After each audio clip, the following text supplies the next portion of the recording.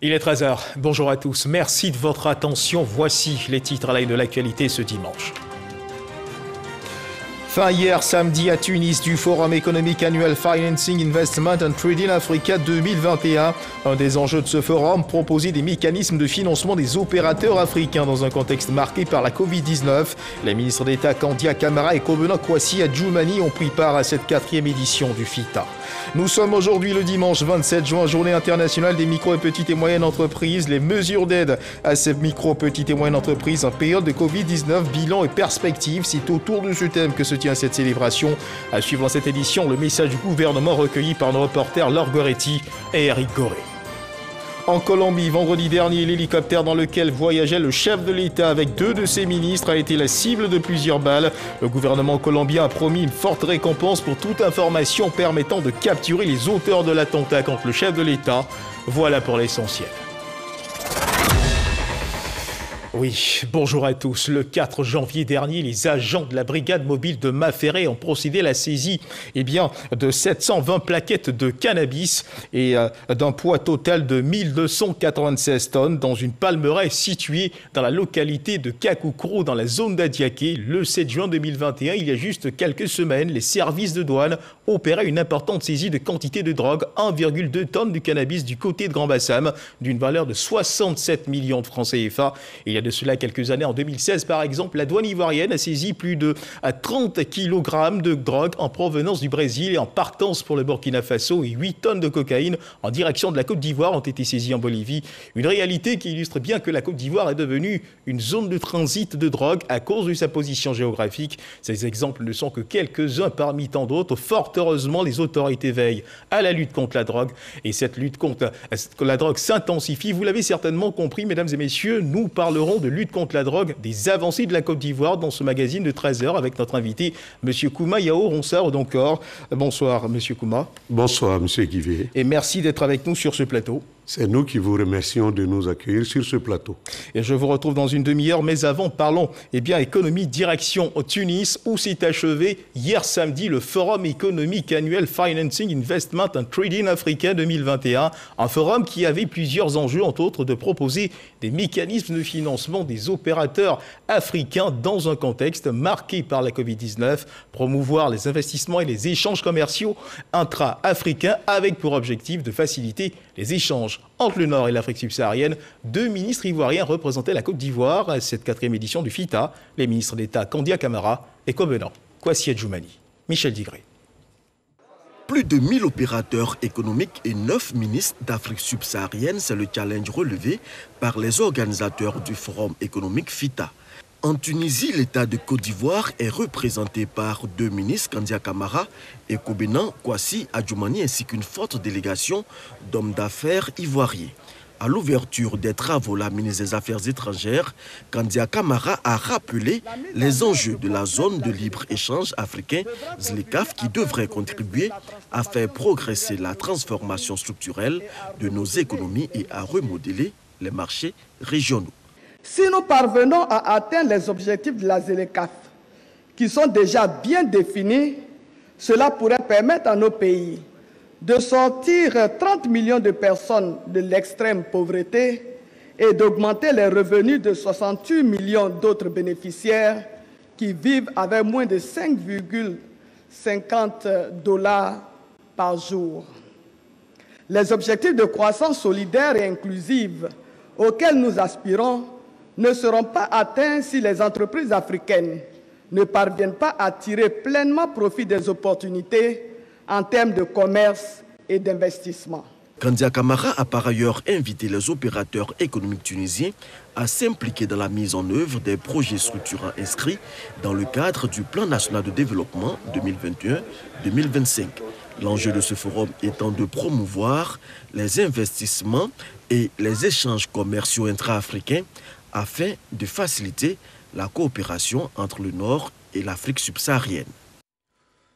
Un rapport sur la transformation structurelle de la Côte d'Ivoire, transformation axée sur les politiques en matière d'emploi, de production économique et sociale, a été présenté au cours d'un atelier. Rapport établi sous la supervision du ministère du Plan du Développement par la Commission économique des Nations Unies pour l'Afrique, le CEA. Cette étude, qui devait être conclue en 2019, a été restituée vendredi dernier. C'était en présence du représentant de la ministre du Plan et du Développement, Kabani Allé, de la directrice du bureau sous-régional de la CEA, Afrique de l'Ouest, Franck Quadio. La transformation structurelle de l'économie ivoirienne au centre de réflexion. Comment réadapter les activités économiques des secteurs à productivité faible vers des secteurs à valeur ajoutée. C'est le sens de cette rencontre. Il s'agit de présenter le rapport de la Commission économique des Nations Unies pour l'Afrique CEA sur la transformation structurelle de la Côte d'Ivoire, portant sur l'emploi, la production, l'économie et le social, entre autres. On l'a vu dans le rapport, la Côte d'Ivoire a fait des bonds en avant en termes d'investissement, en termes de transformation structurelle. Mais c'est un peu lent, parce que la transformation structurelle en tant que telle, c'est un processus lent. C'est un processus itératif qui demande énormément, qui demande la création de valeur ajoutée, qui demande l'intégration d'autres chaînons de production, qui demande le renforcement du capital humain, qui demande l'adoption de la technologie assez élevée. Donc voilà grosso modo ce pourquoi nous sommes là en tant que CEA. Ce rapport appelé STEPS Côte d'Ivoire est donc décortiqué. La méthode utilisée, les résultats et leur interprétation. Placé sous la supervision du ministère du Plan et du Développement, il est jugé d'un apport important par le directeur de cabinet représentant la ministre, Kabani Allé. Et cela appelle à des réformes importantes pour pouvoir y arriver, notamment dans les secteurs de l'éducation, dans les secteurs de la santé, mais surtout ce qu'on peut relever au niveau de la production, c'est surtout de mettre le système de production à un niveau qui nous permet de générer beaucoup plus de la valeur à travers la transformation des matières premières. Et cela également peut nous permettre d'intégrer les chaînes de valeur mondiales et également créer des emplois décents et renforcer la croissance inclusive. Parvenir à un développement équitable et durable grâce à une transformation structurelle harmonieuse pour les États des pays africains, c'est l'ambition de la CEA. Et pour le cas de la Côte d'Ivoire, le rapport aurait dû être disponible depuis 2019. Coronavirus oblige, il a été présenté 2 années plus tard. Reportage signé Franck Quadio. Ce dimanche 27 juin, c'est la journée internationale des micro et petites et moyennes entreprises. Les mesures d'aide aux micro, petites et moyennes entreprises en période de Covid-19, bilan et perspectives, c'est autour de ce thème que se tient cette célébration après les festivités du 25 et du 26 juin avec les acteurs du secteur. Place au Michel du gouvernement, lu par le ministre de la Promotion des petites et moyennes entreprises, de l'artisanat et de la transformation du secteur informel, Félix Anoblé. Laure Goretti, Jean-Marc Djadji. Croître le secteur des petites et moyennes entreprises, une priorité pour le gouvernement de Côte d'Ivoire. L'État entend densifier le tissu des PME, le rendre plus compétitif. Selon le ministre de tutelle, le pays a accompli d'énormes progrès en améliorant le climat des affaires. Sur 190 économies dans le monde, la Côte d'Ivoire occupe la 50e place. L'ouverture du guichet unique des formalités d'entreprise, chargé de faciliter les formalités administratives relatives à la création d'entreprises, à la transmission ou à l'extension des entreprises, la simplification des procédures et la réduction des coûts et des délais a joué un rôle important dans la facilitation du processus. L'année dernière, 10 milliards ont été décaissés par le gouvernement pour soutenir les PME. Cette année encore, 1200 PME seront accompagnées par l'État.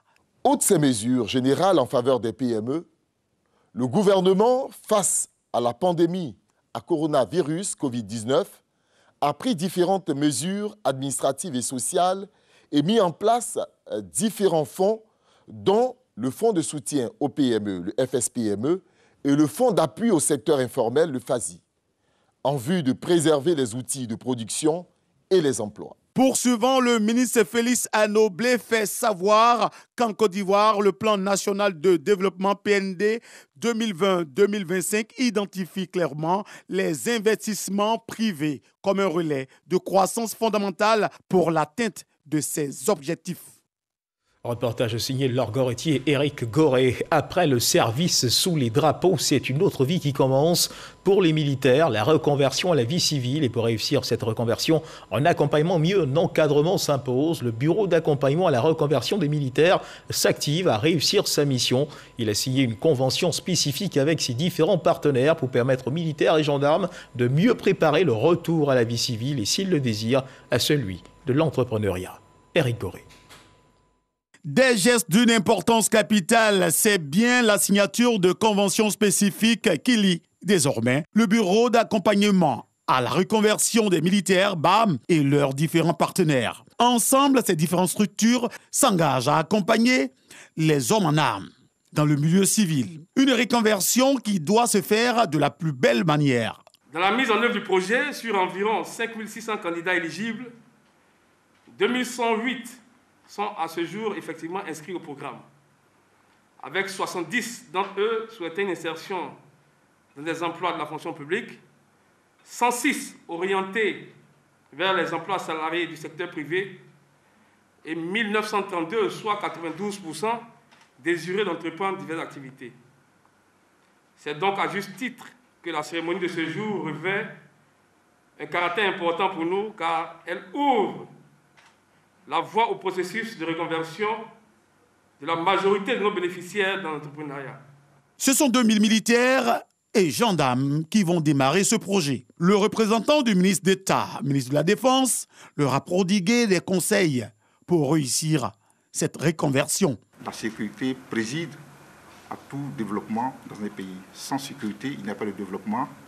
Donc, monsieur le représentant de l'AFD, je pense qu'avec vous, nous allons mobiliser davantage du financement, non seulement pour la réinsertion des militaires, mais pour aussi appuyer tous nos programmes de sécurisation qui se déroulent sur le territoire national, puisque vous connaissez les menaces auxquelles nous sommes exposés depuis un certain temps. Les partenaires, quant à eux, s'engagent à accompagner efficacement ces militaires et gendarmes dans ce noble projet.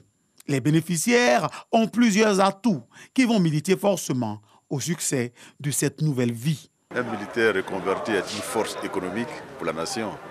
Et nous, en ADER, nous travaillons dans le domaine agro-pastoral. Nous accompagnons les opérateurs qui veulent s'inscrire dans ce domaine-là. Et comme on le dit quelque part, l'économie de la Côte d'Ivoire repose sur l'agriculture.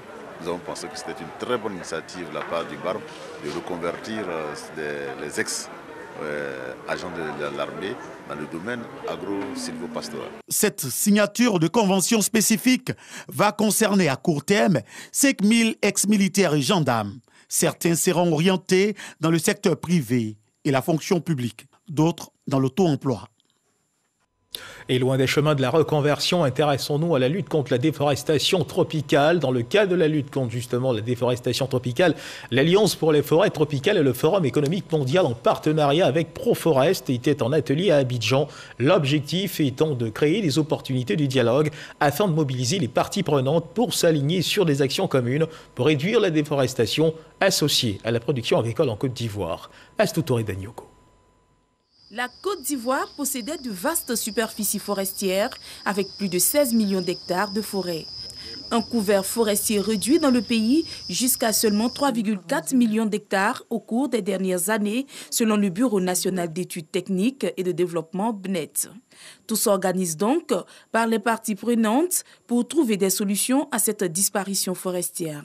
En initiant cette rencontre, l'Alliance pour les forêts tropicales et le Forum économique mondial, en partenariat avec Proforest, veut identifier les approches et les actions communes pour réduire la déforestation associée à la production agricole en Côte d'Ivoire. Il y a énormément d'initiatives et d'efforts qui se font déjà au niveau des différentes initiatives. Nous avons réuni ici aujourd'hui le secteur de palmier à huile, du bois et de l'EVA et également du cacao.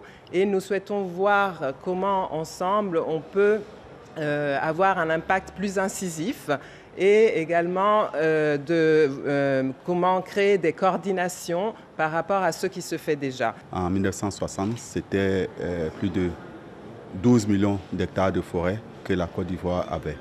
Donc le phénomène est alarmant. Et face à cette situation, le gouvernement n'est pas resté les bras croisés.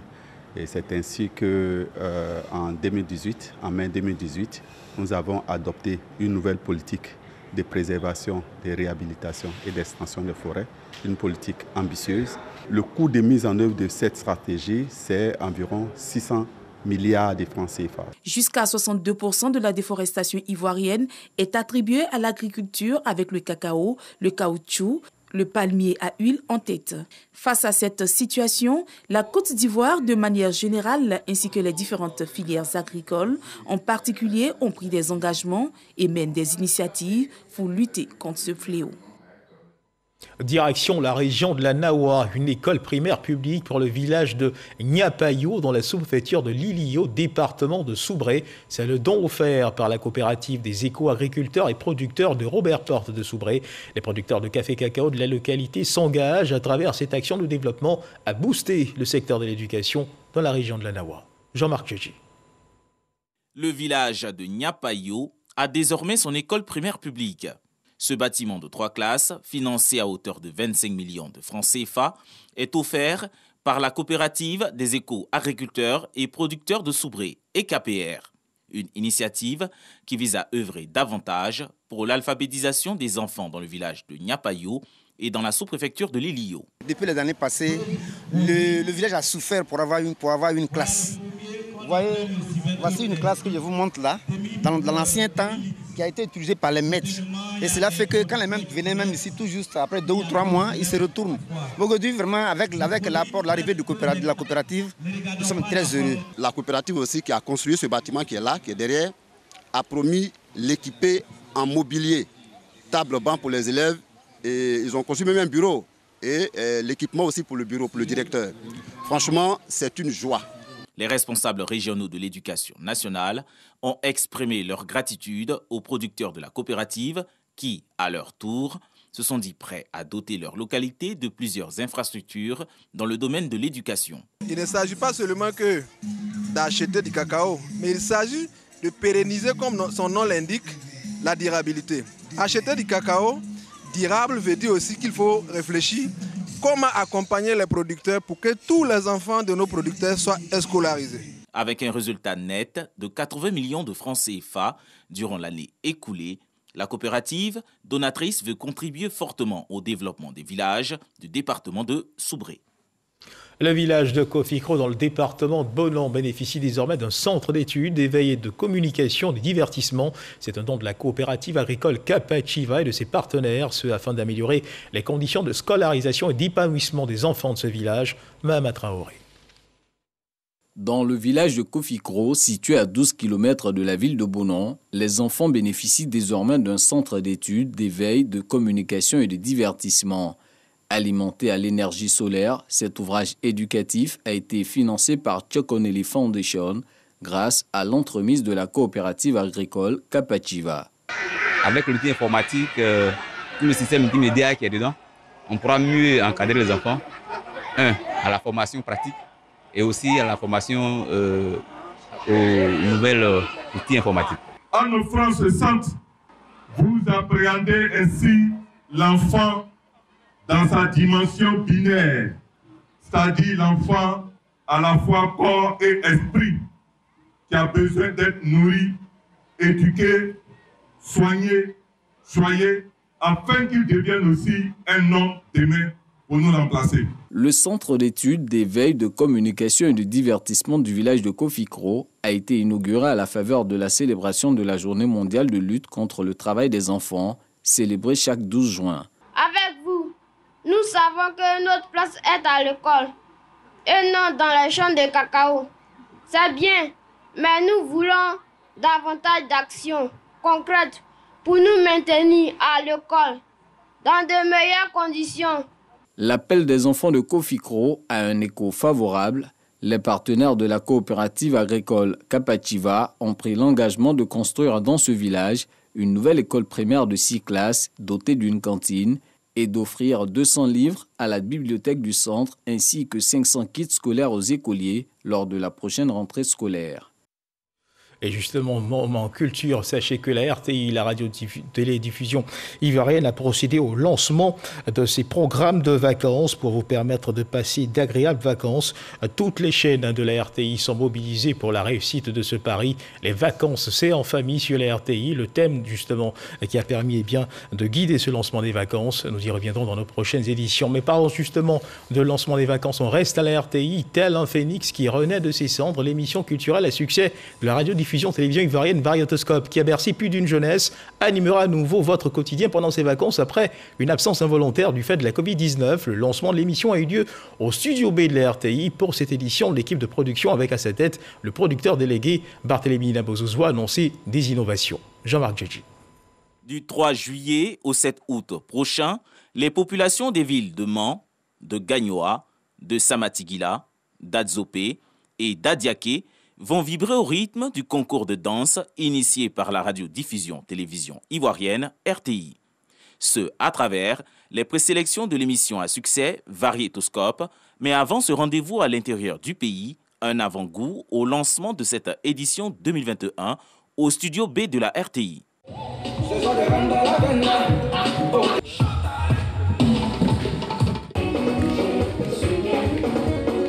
Barthélémy Nabozouzou, producteur délégué de Variétoscope, a montré l'importance de cette émission pour la jeunesse ivoirienne, non sans avouer sa volonté d'accompagner la nouvelle génération. Pour cette édition 2021, des innovations ont été dévoilées dans le but de permettre aux jeunes de passer des vacances saines. En 2020, l'édition de Variétoscope n'a pu se tenir pour cause de pandémie mondiale, la Covid-19. Alors, pour ceux qui ne le savaient pas, nous étions dans l'antichambre en train de préparer donc ce retour en 2021. Et pour 2021, nous venons donc avec beaucoup d'innovations. Parlant des premières innovations, le Variéto Village qui se tenait à Abidjan uniquement pendant les manches éliminatoires se tiendra désormais même à l'intérieur. On déporte donc ce village à l'intérieur avant bien sûr une journée avant la journée de la présélection, voilà, pour permettre aux populations de voir un peu ce que c'est que Variéto Village. Et après Variéto Village, ici au niveau d'Abidjan, au cours, pendant le concours, nous aurons plusieurs innovations, à savoir le retour des faits historiques, des faits coutumiers, et deuxièmement, une ambiance maquis qui sera transportée en plein direct. Et tout ça, c'est vraiment à vivre du côté du Palais de la Culture dès qu'on sera à Abidjan. Ce lancement a vu la participation des anciens de Variétoscope. Ils se réjouissent du retour de cette émission, absente en 2020 du fait de la Covid-19. Je suis très heureux déjà que Variétoscope revienne parce qu'en 2020, ça nous a vraiment manqué. Et je remercie toute l'équipe du NG10 et de la RTI qui nous donne encore l'opportunité de nous démontrer par A plus B que nous aimons toujours cette émission. Si Variétoscope revient sur son ancienne culture, je crois bien que c'est ça qui va apporter beaucoup de choses. Parce que c'est une émission culturelle et éducative. Je veux, ailleurs comme d'ici, dire aux gens que Variétoscope, c'est une émission qu'il faut vraiment suivre, que les enfants s'accrochent et que les gens s'impliquent. C'est une émission qui nous apprend beaucoup de choses. Cette année, les phases finales des éliminatoires vont se tenir aux dates suivantes. Mans, le 3 juillet, San Pedro, le 10 juillet, Samatigila, le 17 juillet, Gagnoa, le 23 juillet, Bouaké, le 25 juillet, Adzopé, le 31 juillet et Adiaké, le 7 août. Les phases finales, elles, se tiendront à Abidjan, au Palais de la Culture.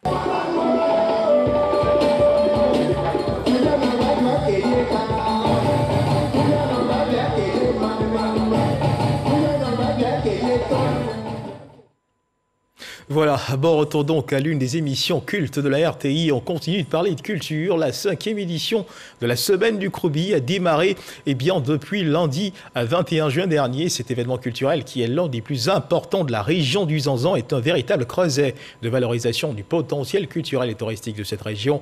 Cette année, le pays invité est le Burkina Faso, représenté à cette cérémonie d'ouverture par son consul général à Abidjan, accompagné d'une forte délégation. Débuté lundi dernier donc, cet événement culturel s'est achevé le jeudi 24 juin dernier. Herman Yamia.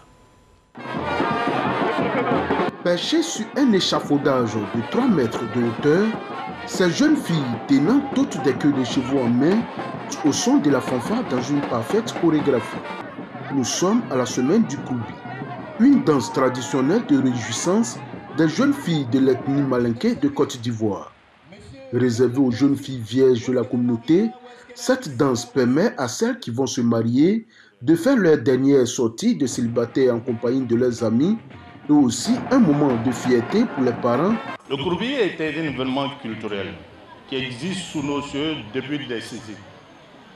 Aujourd'hui, il reste culturel, mais aussi économique et touristique. Le volet économique et touristique a été mis en exergue avec la création d'un village du Kouroubi pour permettre aux opérateurs économiques de préserver leurs produits. Tout ce que vous pouvez imaginer comme entreprise dans notre région se retrouve ici aujourd'hui. On peut dire que ça rapporte assez au district du Zanza. Pour cette 5e édition de la semaine du Kouroubi qui a eu pour thème agrotourisme et agroécologie, c'est le Burkina Faso qui a été choisi comme pays à l'honneur. Il faut que les Burkinabés puissent s'inspirer des expériences ivoiriennes et vice-versa. Et voire même au-delà du continent, nous avons l'occasion de recevoir des amis venant d'autres continents. C'est une très bonne chose. Donc nous sommes très contents d'être là. L'un des événements culturels les plus importants de la région du Gontougo, le Kouroubi reste à ce jour une énigme. Personne ne dit avec certitude son origine. Des personnes affirment qu'il avait lieu lors de la nuit du destin. Le but étant de mettre en éveil les hommes pendant la lecture du Coran. À ce jour, le Zanzan reste la seule région où cette danse est encore pratiquée. Et en attendant d'en savoir davantage sur les origines du Kouroubi, intéressons-nous à l'actualité sportive du moment. L'actualité, oui, c'est aussi le sport, le football. La 6e et dernière journée de la Super League ivoirienne a pris fin et depuis hier, 26 juin, l'ASEC Mimosa, l'équipe de football, a terminé championne de la saison 2021 face au FC San Pedro, qui termine donc 2e, et la société Omnisport de l'armée SOA qui a battu à la FAD et a obtenu son ticket pour les Coupes africaines. Dans l'actualité internationale, hier samedi, le gouvernement colombien a promis une forte récompense pour toute information permettant de capturer les auteurs de l'attentat contre le président Ivan Duque. Vendredi dernier, l'hélicoptère dans lequel il voyageait avec 2 de ses ministres a été la cible de plusieurs balles près de la frontière avec le Venezuela. Personne n'a été blessé. Un mot de religion dans cette édition. Monseigneur Bruno Yedo, évêque de Bandoukou, a été nommé le 28 juin 2019 par le pape François. Il est originaire de la région des Grands Ponts. Une messe d'action de grâce a été dite en son honneur dans cette localité récemment. Grâce Kando.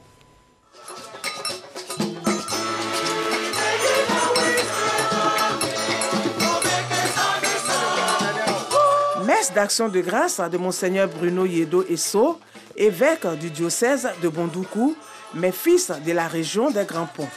Célébration qui a réuni des fidèles venus des 15 diocèses de Côte d'Ivoire. Responsable de la commission épiscopale Justice et Paix, Monseigneur Bruno Yedo a exhorté les fidèles à l'amour vrai et à prôner les valeurs du pardon, de la charité et d'unité. Quant au président des évêques catholiques, Monseigneur Ignace Bessi Dogbo, il demande aux fidèles de soutenir le nouvel évêque de Bandoukou dans leurs prières en vue d'une mission fructueuse. Monseigneur Bruno Yedo, évêque de Bandoukou, a été nommé le 28 juin 2019 par le pape François et consacré le 29 septembre de la même année par son éminence Jean-Pierre Cardinal Coutois, archevêque métropolitain d'Abidjan. Et puis, mesdames et messieurs, il faut continuer de faire attention. La Covid-19 est toujours présente en Côte d'Ivoire, à suivre l'évolution de la maladie dans notre pays.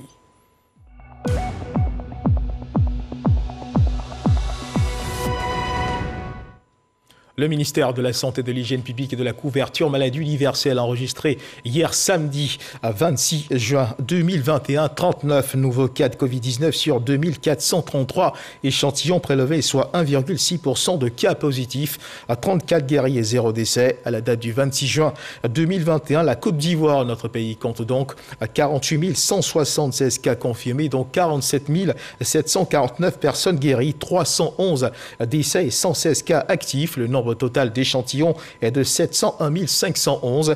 Le 25 juin, 1947 doses de vaccins contre la Covid-19 ont été administrées, soit un total de 742 338 doses administrées. Le ministre de la Santé, de l'Hygiène publique, de la couverture maladie universelle invite toutes les personnes de plus de 18 ans à se faire vacciner dans les centres de vaccination. La vaccination contre la Covid-19, rappelons-le, est gratuite et volontaire. Et parlons justement de vaccination. Le programme élargi de vaccination depuis le 25 juin mobilise, et ce jusqu'au 1er juillet, les agents vaccinateurs dans le cadre de la semaine africaine de la vaccination, une opération d'extrême importance à laquelle sont associés les hommes de médias et professionnels de la communication. À cet effet, une réunion d'information et sensibilisation a eu lieu au district sanitaire d'Atekoubé pour situer les enjeux de cette semaine africaine de la vaccination. Eugène Atoubé. Les journalistes et professionnels des médias sont appelés à faire un large écho des activités menées par les districts sanitaires dans le cadre de la semaine africaine de la vaccination. Une porte déjà ouverte, mais professeur Ekra Daniel, directeur coordonnateur du programme élargi de vaccination, espère d'eux la meilleure collaboration possible en termes de communication de masse et de mobilisation de la communauté pour accompagner la structure dans sa mission. Aujourd'hui, nous tournons autour de 85% de couverture vaccinale pour nos principaux antigènes, mais notre objectif, c'est de faire 95% de couverture. Et c'est pour ça que nous mobilisons pour que les quelques enfants qui n'ont pas pu être vaccinés, les parents les amènent dans les centres de santé pour être vaccinés. Tous les jours de cette semaine africaine de la vaccination, dans les villes, villages et hameaux de chaque district sanitaire, les agents vaccinateurs seront mobilisés pour des actions de terrain intensifiées. Ces actions seront assorties de séances d'information et de sensibilisation des communautés à l'objectif d'un meilleur rapport à la vaccination. Outre les cibles que sont les enfants de 0 à 23 mois, les filles de 9 ans et les femmes enceintes, le programme élargi de vaccination étend son action à toute la communauté pour juguler la pandémie de la Covid-19. Il y a une forte mobilisation de la population pour ce vaccin, au point où lorsque nous avons quelques ruptures, la demande est tellement forte que le gouvernement cherche par tous les moyens d'approvisionner notre pays pour satisfaire la demande. Il y a certains qui sont un peu réticents, qui ont peur de se faire vacciner. Mais on voudrait les rassurer que tous ces vaccins sont des vaccins sûrs. Et aujourd'hui, je peux même dire que les vaccins contre la Covid-19 sont des vaccins les mieux suivis et sont très sûrs. Les vaccins nous rapprochent, c'est le thème retenu pour l'édition 2021 de la semaine africaine de la vaccination. La vaccination, selon le programme élargi de vaccination, est l'intervention la plus bénéfique en matière de santé publique. Place au Dimanche Magazine de ce jour qui ouvre une lucarne sur la lutte contre la drogue dans notre pays, les avancées de cette lutte. Notre invité, M. Komaya Oronsaro, encore secrétaire général du comité interministériel de lutte anti-drogue, le CILAD, nous a rejoint sur ce plateau. M. Komaya Oronsaro, encore merci d'être avec nous. Merci, M. Guivet. Alors, est-il possible aujourd'hui d'évaluer, on va dire, l'étendue de ce phénomène qu'est la drogue en Côte d'Ivoire? Ah oui, on peut l'évaluer. Il faut rappeler que la lutte contre la drogue, c'est sur deux pans. Nous avons le pan de la réduction de l'offre, qui est la répression, l'application de la loi. Et le pan de la réduction de la demande, qui est la prévention, le traitement et la réhabilitation des anciens usagers de drogue. Et aujourd'hui, nous avons des idées parce que des études ont été menées. L'ONUDC, qui est l'Office des Nations Unies contre la drogue et le crime, nous a aidés à faire une enquête en milieu scolaire en 2018 et en 2019. Donc aujourd'hui, les résultats sont prêts, les documents ont été produits, nous allons le transmettre bientôt au gouvernement. Alors, l'on note des saisies opérées ça et là, quelques actions sporadiques donc enregistrées, mais de façon concrète, les lignes ont-elles véritablement bougé au point de troubler le sommeil des trafiquants de drogue en Côte d'Ivoire? Mais oui, les lignes ont véritablement bougé, parce qu'aujourd'hui, vous avez des structures de lutte contre la drogue dans toutes les unités, dans toutes les forces de défense et de sécurité. À la police nationale, vous avez la DPSD, et en interagence, vous avez l'UTC, qui est l'unité de lutte contre la criminalité transnationale organisée. Quand je dis interagence, dans cette agence, on a des policiers, des douaniers, des gendarmes, des agents des eaux et forêts, la police maritime et tout ça. À l'aéroport, nous avons une cellule spécialisée aussi, qui est la CAT, qui est la cellule aéroportuaire anti-trafic. Là aussi, c'est une cellule interagence, douane, gendarmerie, police et tout ça. Et de l'autre côté, vous avez la douane qui a ses structures de lutte contre la drogue, à l'instar des autres forces. La gendarmerie aussi a une unité de lutte, les eaux et forêts ont une unité de lutte. Donc aujourd'hui, de manière tout azimut, la lutte est faite pour créer effectivement des problèmes aux trafiquants. Et voilà pourquoi, avec l'opération Spaghetti, des saisies ont été opérées. L'opération Spaghetti. L'opération Spaghetti. L'opération Spaghetti était une opération qui a été commanditée, qui a été gérée par la Côte d'Ivoire et l'État italien. Et cela a permis de démanteler un vaste réseau de trafiquants en Côte d'Ivoire. D'accord. Et vous êtes le secrétaire général du comité interministériel de lutte antidrogue, le CILAD. Quelles sont les missions précises du CILAD? Les missions précises du CILAD, c'est de coordonner les actions de toutes les administrations impliquées dans la lutte contre la drogue. Vous voyez que j'ai cité tout à l'heure aussi bien la réduction de l'offre, gendarmerie, police, douane, les interagences, la réduction de la demande, prévention, traitement. Donc toutes les structures impliquées dans la lutte contre la drogue, le CILAD coordonne leurs actions, le CILAD bâtit la politique, le CILAD dresse chaque année les statistiques, aussi bien pour la prise en charge et que de la répression à l'État de Côte d'Ivoire. Alors, si l'on comprend bien dans les pays développés, c'est un exemple. Aux États-Unis, par exemple, on a la DEA qui est chargée de lutter contre la drogue. En France, on a la MIDLECA, la mission interministérielle de lutte contre la drogue. En Côte d'Ivoire, ici, on a le CILAD, c'est cela? Non, la DEA, c'est le Drug Enforcement Administration. D'accord. Donc là, c'est l'application de la loi. D'accord. Si vous voulez, on peut comparer ça à la DPSD, la police des drogues et des stupéfiants, qui lutte contre qui applique la loi au niveau de la police, ou la section anti-drogue de la gendarmerie, ou des douanes ivoiriennes, ou de l'UTC dont j'ai parlé tout à l'heure. Donc eux, c'est l'application de la loi chez les Américains. Par contre, le MIDLECA, en France, c'est l'image du CILAD. Mettre en place la politique, s'occuper aussi de la prise en charge des usagers des drogues. Et ça aussi, nous le faisons. Et justement, vous aussi, CILAD, comment est-ce que vous mettez en place cette politique? Cette politique, nous la faisons. Par exemple, on vient de mettre en place le plan national intégré, qui est le plan stratégique de lutte contre la drogue en Côte d'Ivoire. Ce document a été écrit par tout le monde. Ça a été de manière inclusive. Tout le monde, c'est qui? Toutes les structures membres. Parce que nous avons 23 ministères qui sont membres du CILAD. D'accord. Donc le CILAD a pour patron le ministre de l'Intérieur et de la Sécurité. C'est-à-dire le général Vangodo est le président du CILAD. Donc les autres membres du gouvernement, dont leur ministère, ont des points focaux qui sont au CILAD. Quand nous avons un travail à faire, nous les invitons à se joindre à nous. Nous gérons le secrétariat général du CILAD, mais le CILAD, dans son fonctionnement, prend en compte toutes ces structures-là pour pouvoir mettre en place la politique, la stratégie nationale que nous appelons le plan national intégré. Je voudrais en profiter d'ailleurs pour remercier les Nations Unies qui nous ont accompagnés, qui nous ont aidés à mettre en place ce plan national intégré. Et si l'on devait regarder l'évolution des choses en termes d'acquis dans le cadre de cette lutte contre la drogue, que pourrait-on dire au niveau de la Côte d'Ivoire en termes d'acquis? Il y a beaucoup d'acquis. Quels sont ces acquis? Par exemple, toutes les conventions par rapport à la lutte contre la drogue ont été ratifiées par la Côte d'Ivoire. La convention de 61 a été ratifiée en 62 par la Côte d'Ivoire. La convention de 71 a été ratifiée par la Côte d'Ivoire en 84. La convention de 88 a été ratifiée en 91 par la Côte d'Ivoire.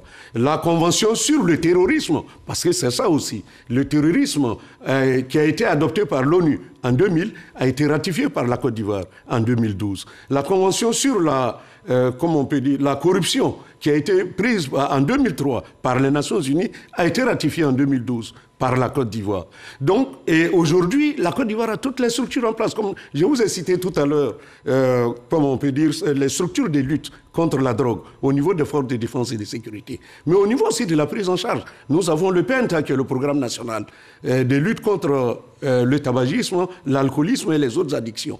Tous ces programmes-là ont été mis en place pour accompagner les usagers. Au même moment où on traque les trafiquants, il y a les structures aussi qui existent pour la prise en charge. Et la Côte d'Ivoire a fait un pas énorme dans ce sens-là. Et nous pensons que beaucoup de choses ont été faites.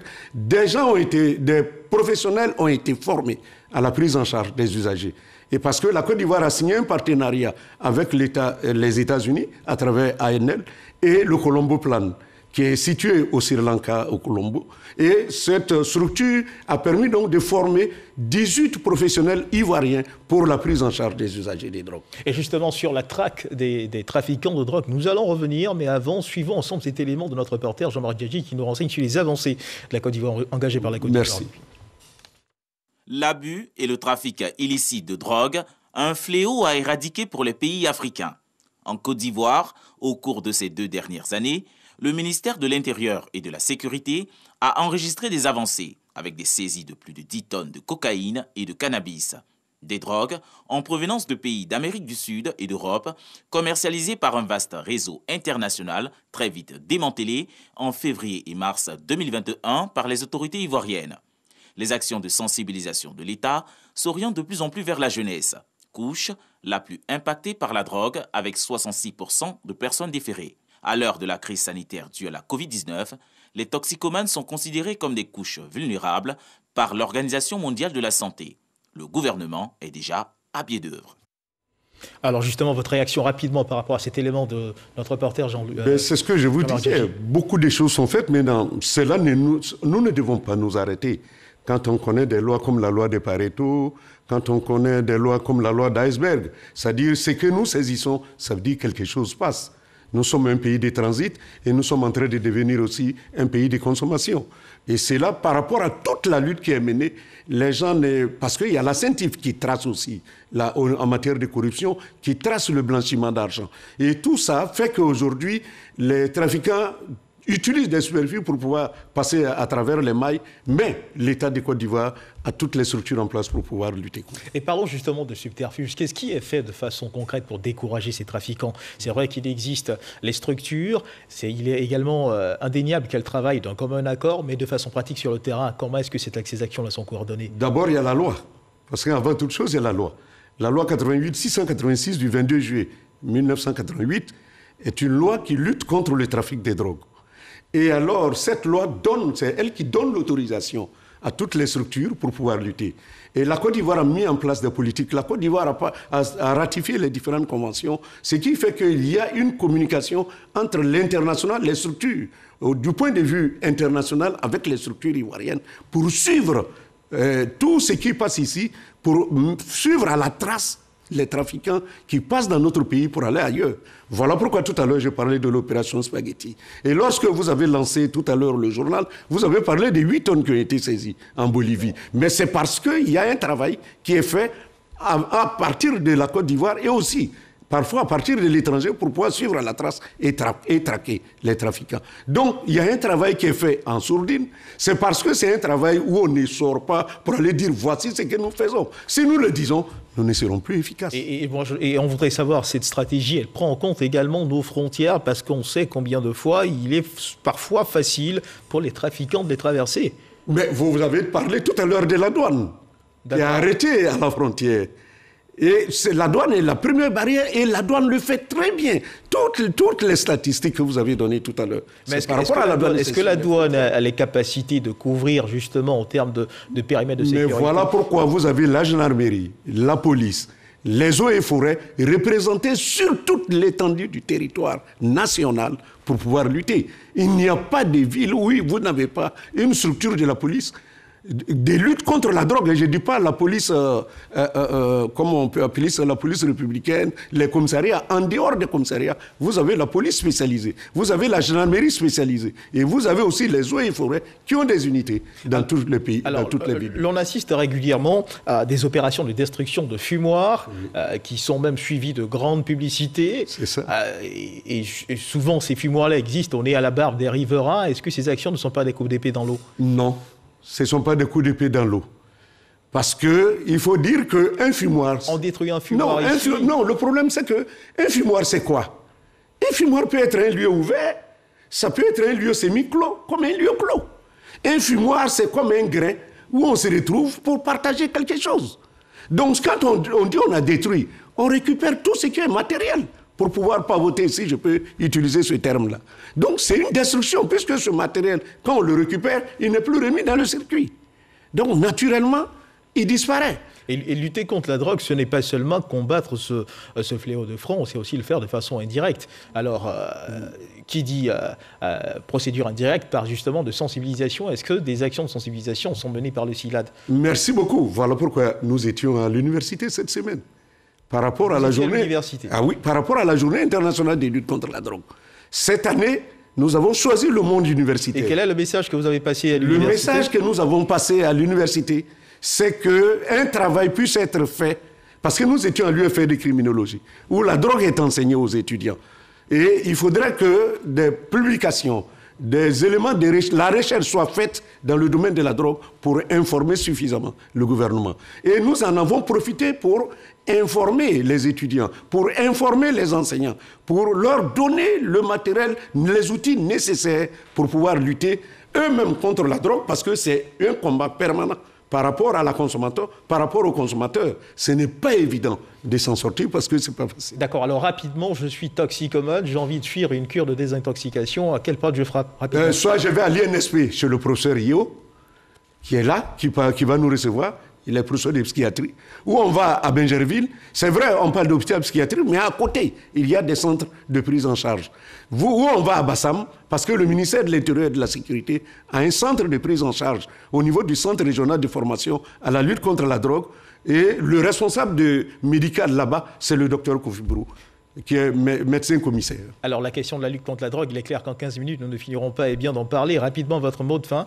Notre mot de fin, c'est les remerciements à l'État de Côte d'Ivoire. C'est les remerciements au président du comité interministériel de lutte anti-drogue, le ministre de l'Intérieur et de la Sécurité, le général Wagondo, qui n'a jamais cessé de nous appuyer, de nous accompagner. Et merci à la télé ivoirienne, merci aux journaux, merci à toute la presse nationale qui nous accompagne pour que cette lutte puisse être une réalité avec zéro drogue en Côte d'Ivoire. Je vous remercie.